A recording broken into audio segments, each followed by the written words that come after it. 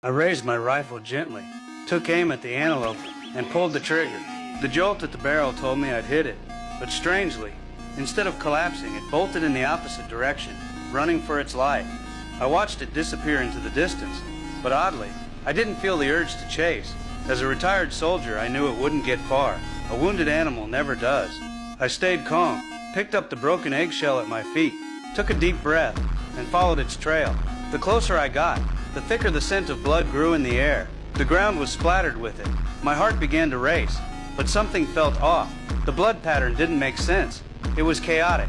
I kept walking until I saw it, a hunting dog, lying still, its fur soaked in blood, dead. But how? I never fired a second shot.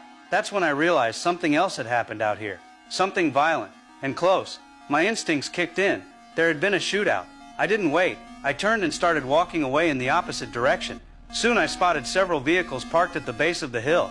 I moved in slowly, carefully, trying to understand what went down. And then bodies, everywhere, scattered, motionless. Whatever happened here, it was brutal. My chest tightened. It felt like whatever caused this was still nearby. As I approached one of the trucks, I spotted a man inside, barely alive, clinging to consciousness. I raised my rifle, ready to finish what someone else started. But then, to my surprise, he looked at me with tired eyes and whispered, "Water, just a sip of water." I didn't have any, but I also didn't feel anything. No pity, no mercy.